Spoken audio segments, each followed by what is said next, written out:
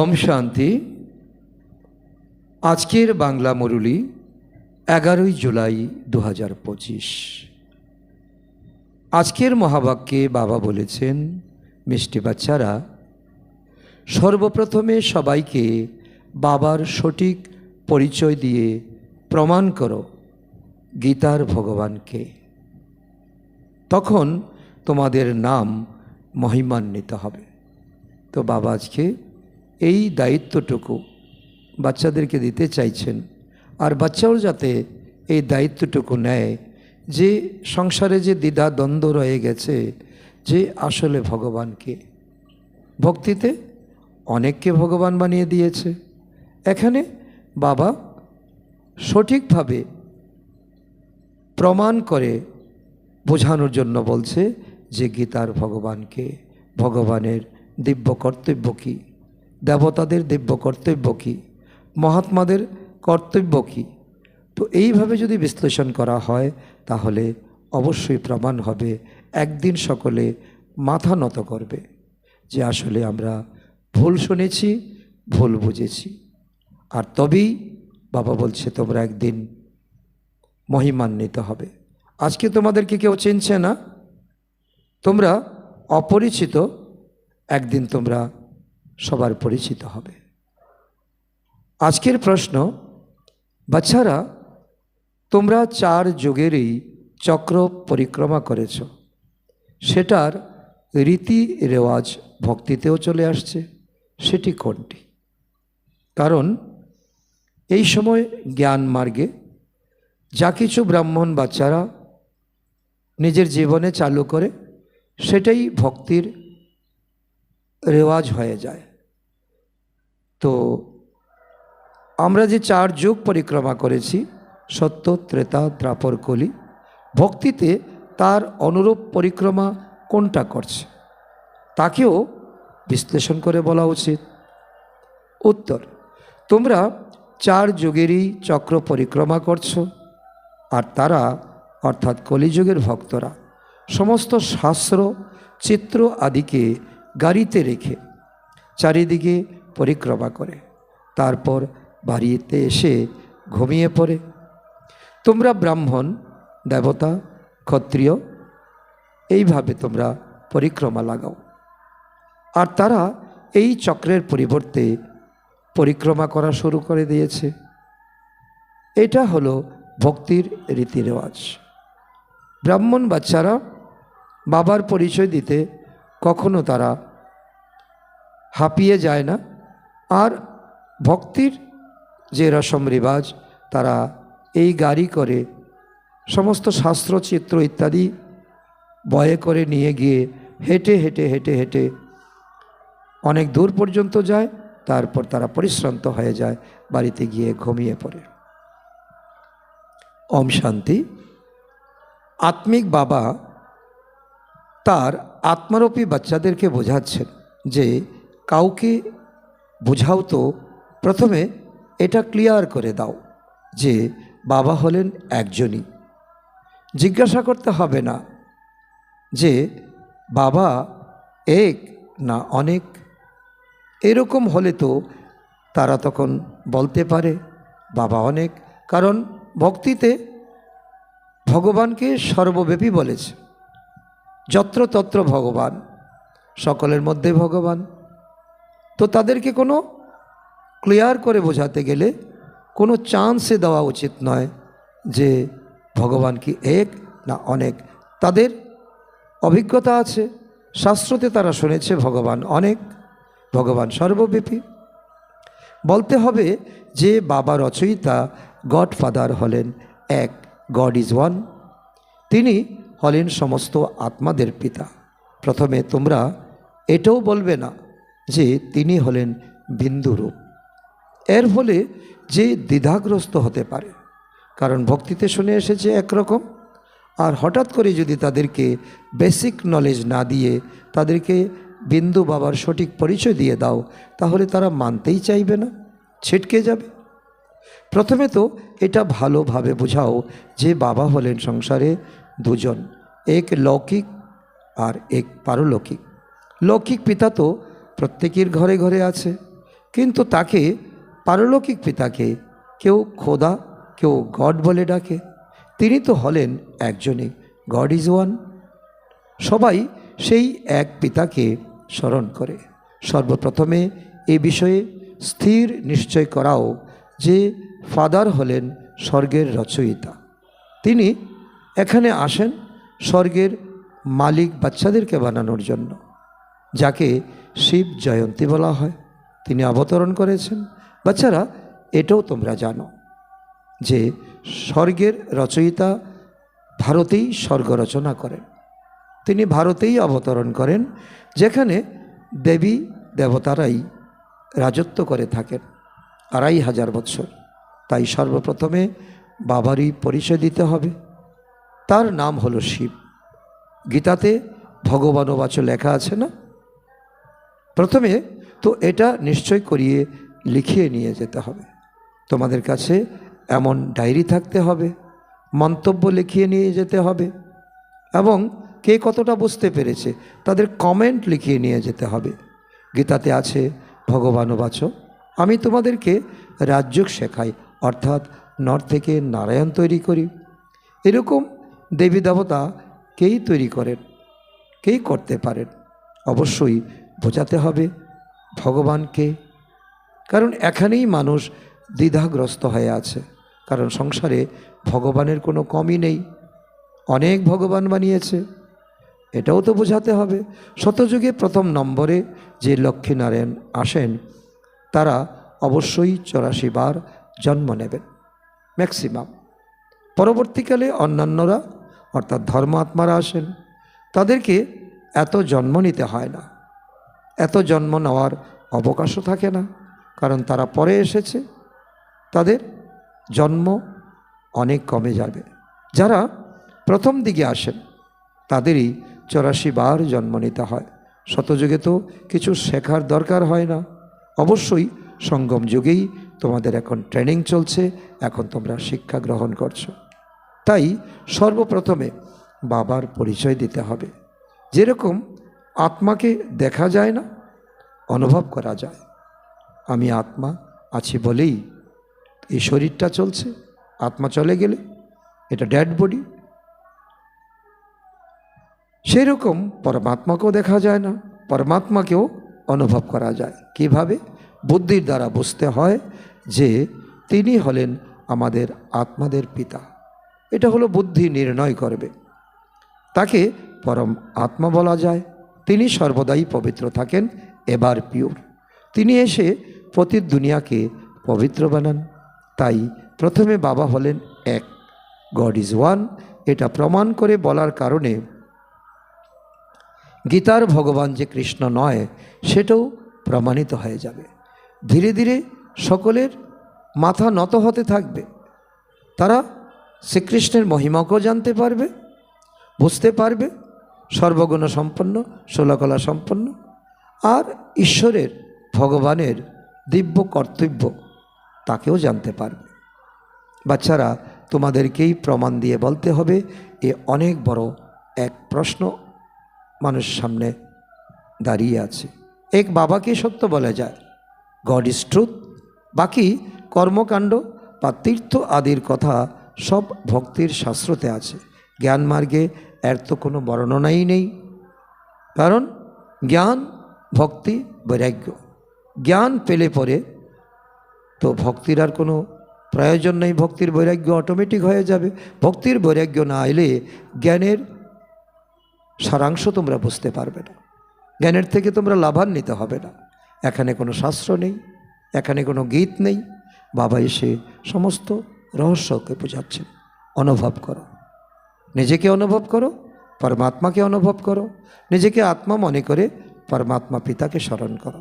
বাচ্চারা, প্রথমে তোমাদের এই কথাতে জয়ী হতে হবে যে ভগবান হলেন এক নিরাকার, নাকি সাকার। এই সত্যকে প্রমাণ করতে হবে। পরমপিতা পরমাত্মা শিব ভগবানবাচ, জ্ঞানের সাগর, সকলের বাবা হলেন তিনি। শ্রীকৃষ্ণ তো সকলের বাবা হতে পারবেন না। সে কাউকে বলতেও পারবে না যে দেহের সব ধর্মকে ছেড়ে এক আমাকে স্মরণ করো। কারণ তিনিই তো ছোট প্রিন্স ছিলেন, বাচ্চা ছিলেন।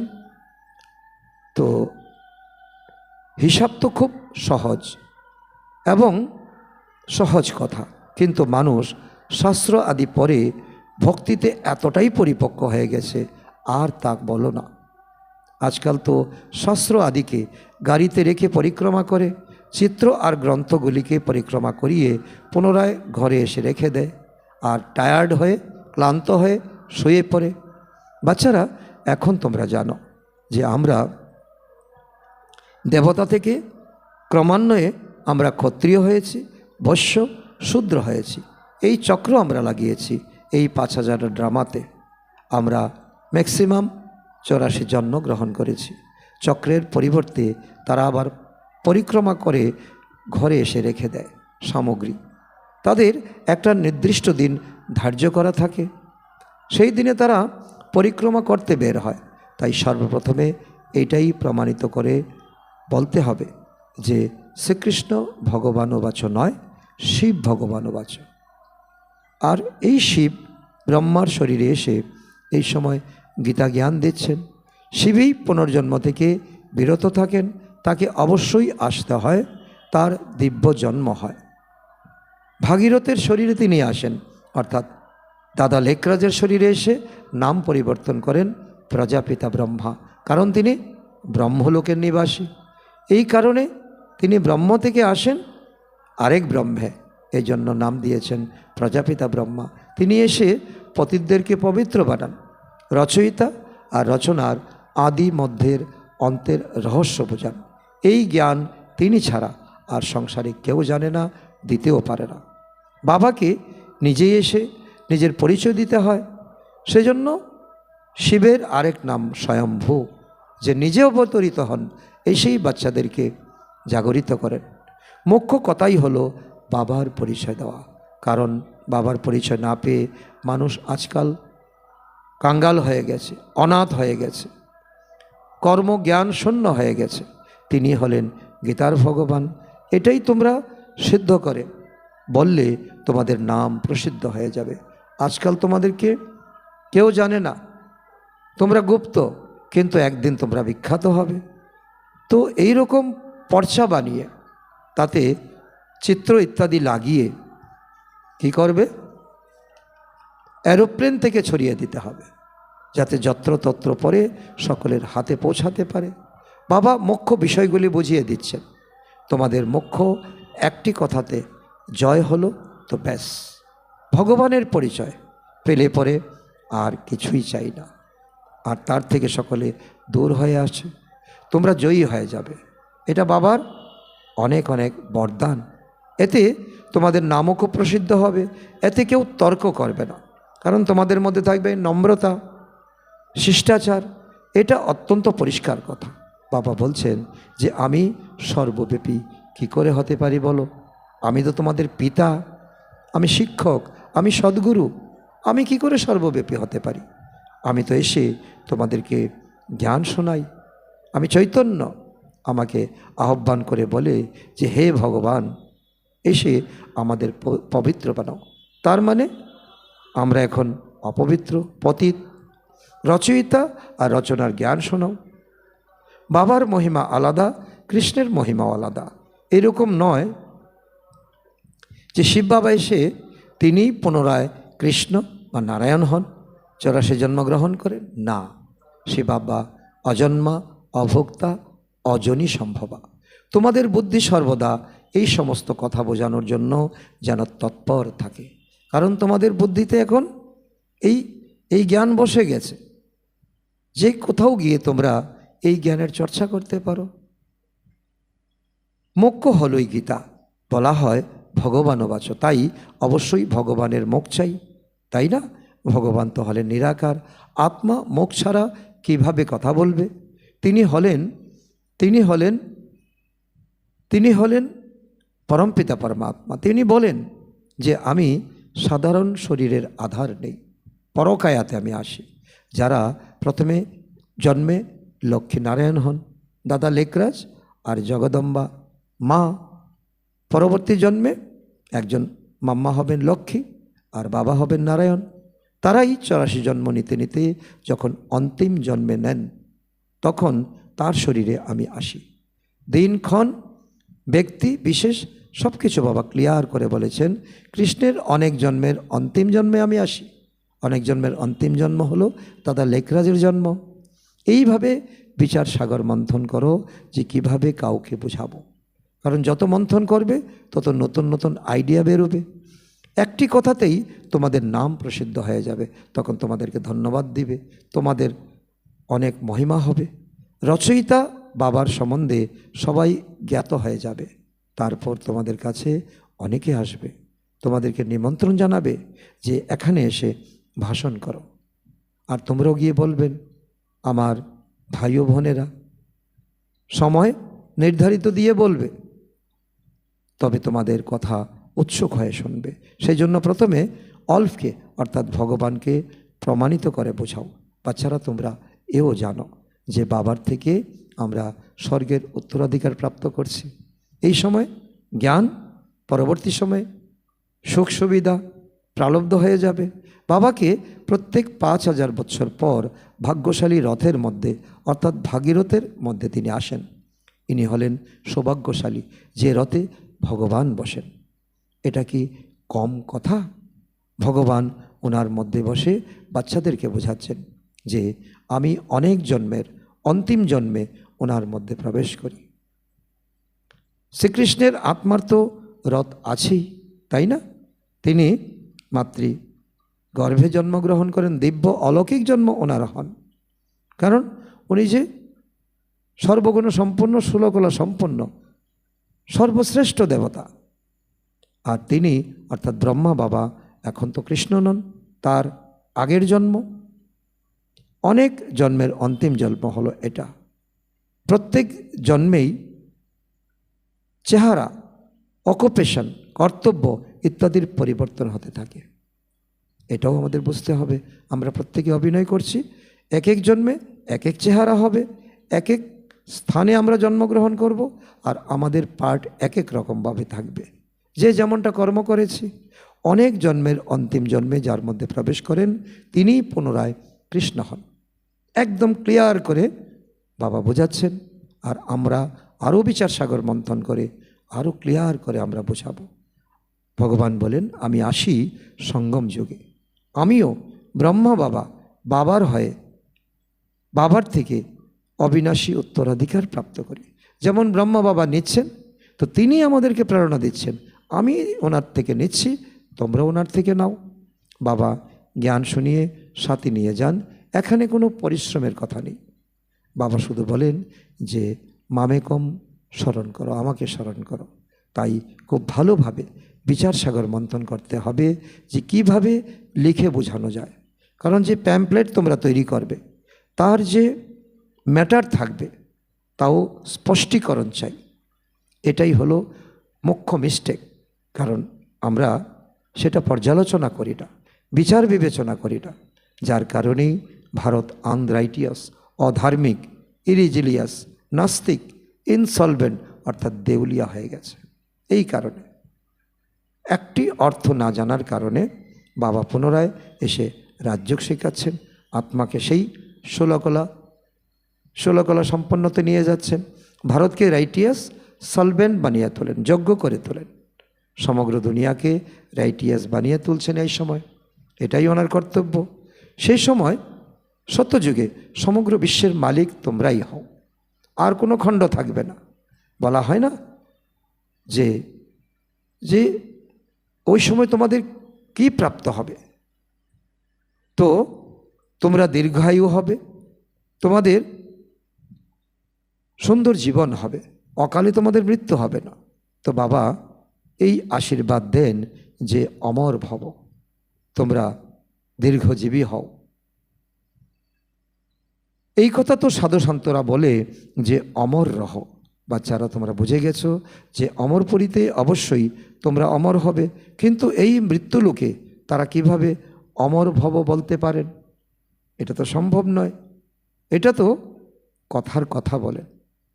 তো বাচ্চারা যখন মিটিং ইত্যাদি করবে তখন বাবার দেওয়া রায় অবশ্যই নেবে। বাবা কি আমাদেরকে টিপস দিচ্ছেন, বাবা অ্যাডভান্স রায় দিয়ে দিচ্ছেন, এইভাবে চলো, ওই দিকে যাও, মন্দিরে যাও, বিভিন্ন শ্মশানে যাও, সেখানে তোমরা এই দেবী দেবতার আত্মা খুঁজে পাবে।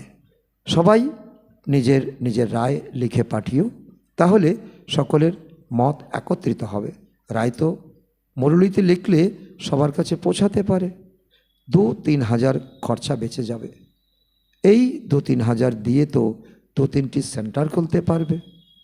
চিত্র ইত্যাদি নিয়ে গ্রামে গ্রামে যেতে হবে, দরজায় দরজায় যেতে হবে।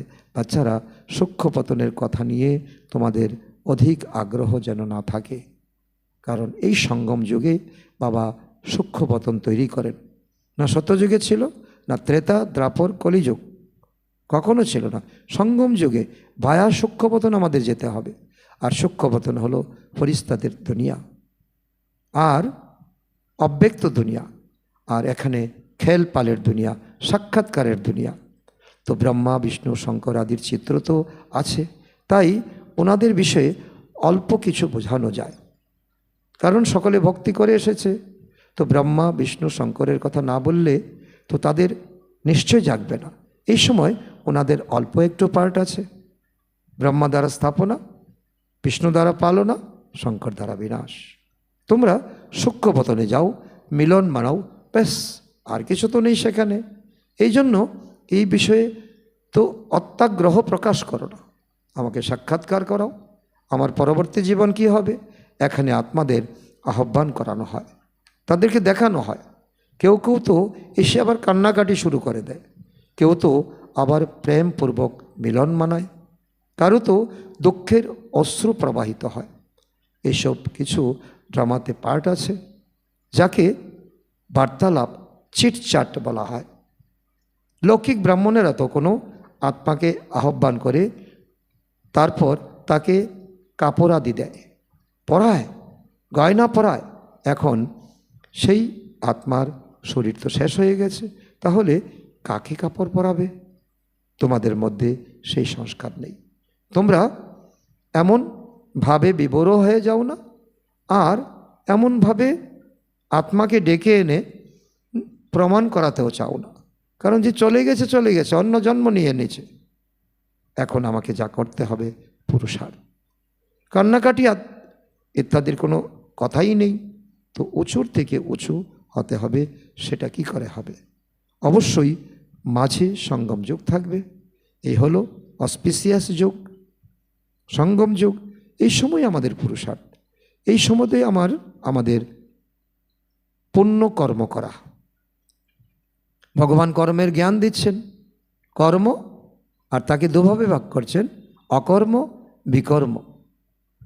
আর অকর্ম থাকে সত্যযুগে, ত্রেতা যুগে, বিকর্ম হয় দ্রাপর কলি যুগে, আর সঙ্গম যুগে হয় পুণ্যকর্ম।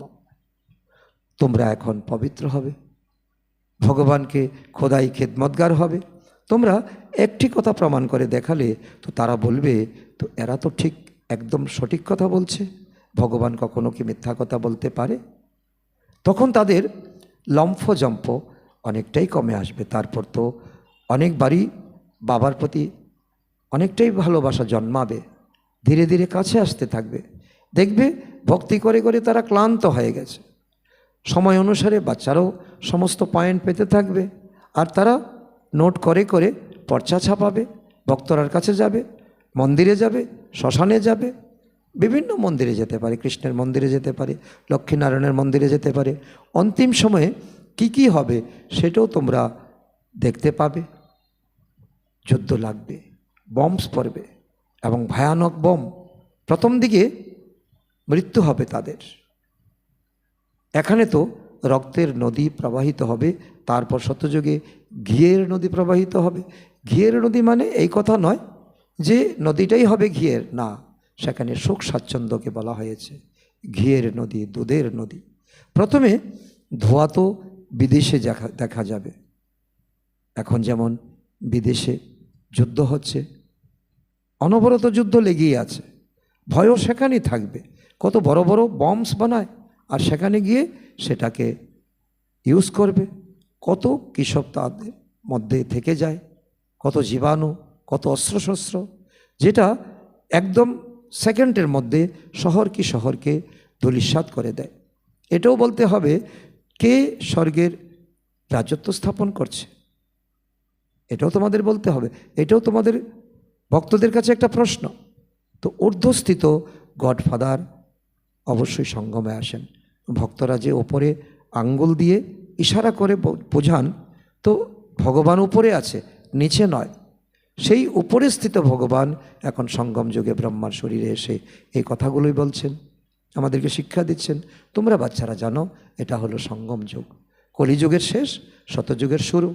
তোমাদেরকে মুখ্য কথা বোঝানো হয় যে বাবাকে স্মরণ করো, যাই কিছু জ্ঞান শোনাও, সেবা করো। মুখ্য হলো যোগ, ইয়াদ, স্মরণ, যার দ্বারাই তোমাদের জন্ম জন্মান্তরের পাপ নাশ হবে। ভগবান যখন এসেছিলেন তখন বলেছিলেন যে মামেকম স্মরণ করো, তো তোমরা শতপ্রধান হয়ে যাবে, মুক্তিধামে যেতে পারবে। তারপর আবার প্রথম থেকে চক্রের পুনরাবৃত্তি হবে। 1 থেকে শতযুগ শুরু হবে। দেবী দেবতা ধর্ম, তারপর আসে ইসলাম ধর্ম, বৌদ্ধ ধর্ম, খ্রিশ্চান ধর্ম, তারপর অন্যান্য শিখ ধর্ম, অনেক ধর্ম। আজকাল কত ধর্ম হয়ে গেছে। তোমাদের স্টুডেন্টদের বুদ্ধিতে এই সমস্ত জ্ঞান থাকা চাই। একটা রেফারেন্সে অনেক কথা তোমরা বলতে পারো, একটা পয়েন্ট দিয়ে অনেক বিচার বিশ্লেষণ করতে পারো। এটা ভেবে তোমাদের খুশি হয় যে আমরা কত উপার্জন করছি, পরকালের কামাই করছি, তাই না? এই অমর কথা অমর বাবা তোমাদেরকে শোনাচ্ছেন। তোমরা গিয়ে তোমাদের ভাই বোনকে শোনাচ্ছ। তোমাদের অনেক নাম রেখে দিয়েছে প্রধান এবং সর্বপ্রথম দেবী দেবতা ধর্ম, তারপর আস্তে আস্তে সকলের বৃদ্ধি হতে হতে বৃক্ষের বৃদ্ধি হয়। এখন কল্পবৃক্ষ কত বড় হয়ে গেছে। আর প্রথমে তোমরা এই সঙ্গম যুগে কতিপয় ব্রাহ্মণ তোমরা এই যজ্ঞ শুরু করো। এখন কল্পবৃক্ষ অনেক বৃদ্ধি হয়েছে, অনেক ধর্ম, অনেক মত হয়ে গেছে। কল্পবৃক্ষের এক একটা তো টালটালিতে দেখানো হয়, এই ধর্ম সেই ধর্ম, এই মত সেই পথ। তো এই এক ধর্ম এক শ্রীমতের আধারই স্থাপন হয়। এখানে দ্বৈতের কোনো কথা নেই। শতযুগে কোনো দ্বৈত ভাব থাকবে না। এই আধ্যাত্মিক জ্ঞান আত্মিক পিতা বসে বোঝাচ্ছেন। বাচ্চারা, তোমাদের সর্বদা খুশিতে থাকতে হবে। তোমরা এই কথাও জানো যে বাবা আমাদের এখন পড়াচ্ছেন, আমাদের এখন স্টুডেন্ট লাইফ।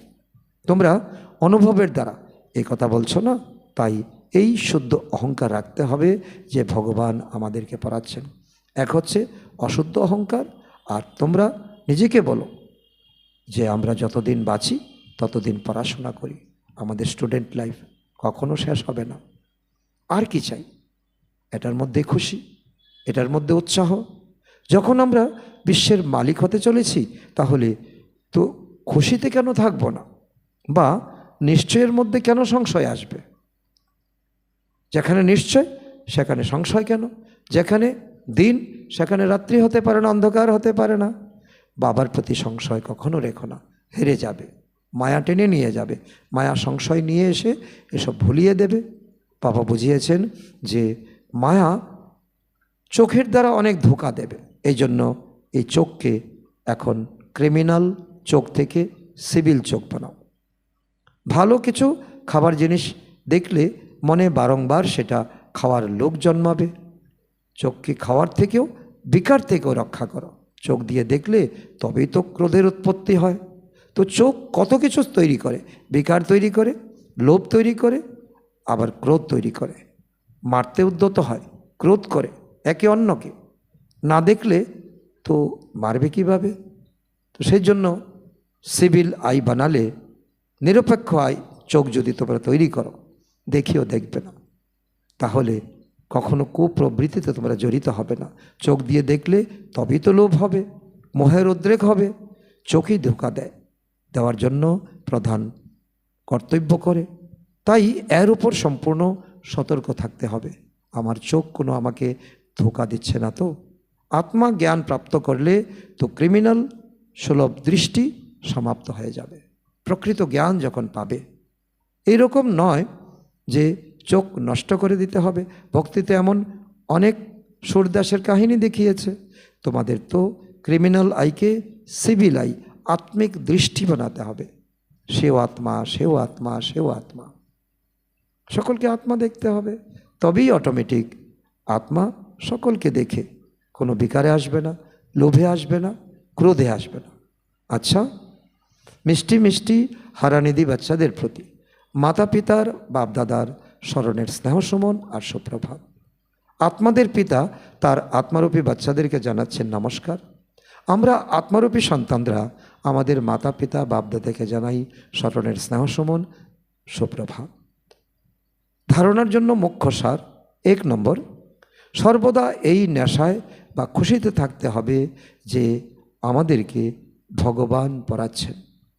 কোনো কথাতে সংশয় বুদ্ধি হয় না, শুদ্ধ অহংকার রাখতে হবে যে আমি এই সময় ঈশ্বর থেকে পড়াশোনা করছি, ভগবান আমার পিতা। নাম্বার 2, সূক্ষ্মপতনের বিষয়ে বেশি ইন্টারেস্ট রাখবে না, সেখানেও মায়া ধোঁকা দেবে। আত্মাকে শতপ্রধান বানানোর জন্য সম্পূর্ণ পুরুষার্থ করতে হবে। নিজেদের মধ্যে আলোচনা করে সবাইকে বাবার সঠিক পরিচয় দিতে হবে। আজকের বরদান: পাস উইথ অনার হওয়ার জন্য পুরুষার্থের গতি আরও তীব্র, ব্রেক পাওয়ারফুল রেখে যথার্থ যোগী হব। যথার্থ যোগী তখনই হব যখন আমরা টার্গেট রাখব আমাদের সম্মানের সঙ্গে পাশ করতে হবে। আর সম্মানের সঙ্গে পাশ করতে গেলে আমাদের পুরুষার্থের গতি তীব্র করতে হবে, আর সঙ্গে সঙ্গে ব্রেকও পাওয়ারফুল রাখতে হবে। তার অর্থ হলো বর্তমান সময় অনুসারে পুরুষার্থের গতি তীব্র আর ব্রেক পাওয়ারফুল চাই। তবে অন্তিম সময়ে পাস উইথ অনার হতে পারবে, কেননা সেই সময়ের পরিস্থিতিগুলি বুদ্ধিতে অনেক সংকল্প নিয়ে আসবে আর তুমি পাস করে যাবে। সেই সময় সব সংকল্পের থেকে ঊর্ধ্বে এক সংকল্পে স্থিত হওয়ার অভ্যাস চাই। আমি আত্মা, আমি পরমপিতা পরমাত্মার সন্তান। বুদ্ধি যখন চারিদিকে উদ্ভ্রান্ত হয়ে ছুটতে থাকবে তখন স্টপ করার প্র্যাকটিস চাই। প্র্যাকটিক্যাল বাবা আমাদেরকে বোঝাচ্ছেন এবং প্র্যাকটিস করাচ্ছেন। স্টপ করা আর স্টপ হওয়া চাই। যতটা সময় চাও ততটা সময় বুদ্ধিকে এক সংকল্পে স্থির করে নেওয়া, এটাই হলো যথার্থ যোগ। আর যথার্থ যোগী আমাদেরকে হতে হবে, পাস উইথ অনার আমাদের হতে হবে। আজকের স্লোগান: তোমরা হলে অবিডিয়েন্ট সার্ভেন্ট, সেই জন্য কখনো নিস্পৃহ থাকতে পারো না। সার্ভেন্ট মানে সদা সেবায় উপস্থিত থাকবে, হয় মনের দ্বারা, নয় বচনের দ্বারা, নয় কর্মের দ্বারা। অবিডিয়েন্ট সার্ভেন্ট কর্ম ছাড়া থাকতে পারে না, আর তোমরা অবিডিয়েন্ট সার্ভেন্ট মন, বচন, কর্ম কোনো না কোনোভাবে সেবা করেই যাবে, করতেই থাকবে।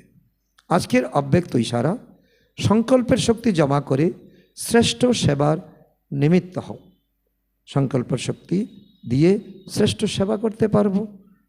যেরকম ইঞ্জেকশন দ্বারা ব্লাডের মধ্যে শক্তি ভরে দেয়, কাউকে ভিটামিন ইঞ্জেকশন দেয়, কাউকে অ্যান্টিবায়োটিক দেওয়া হয়, এইরকম তোমাদের শ্রেষ্ঠ সংকল্প ইঞ্জেকশনের কাজ করবে। সংকল্প দ্বারা সংকল্পের শক্তি এসে যায়। এখন এই সেবার অত্যন্ত প্রয়োজন। সংকল্প দিয়ে সংকল্পরূপী ইঞ্জেকশন দেবে। নিজের সেফটির জন্য শুভ আর শ্রেষ্ঠ সংকল্পের শক্তি আর নির্ভয়তার শক্তি জমা করো, তবেই অন্তিম সময়ে সুন্দর আর অসীমের কার্যে সহযোগী হয়ে অসীম বিশ্বের রাজ্য অধিকারী হতে পারবে। তো এখন যদি করো, প্র্যাকটিস করবে, তবেই অন্তিম সময় হতে পারবে, শতযুগে হতে পারবে। তো আজকের সমান আমি শ্রেষ্ঠ যোগী, যথার্থ যোগী আত্মা। আচ্ছা, ওম শান্তি।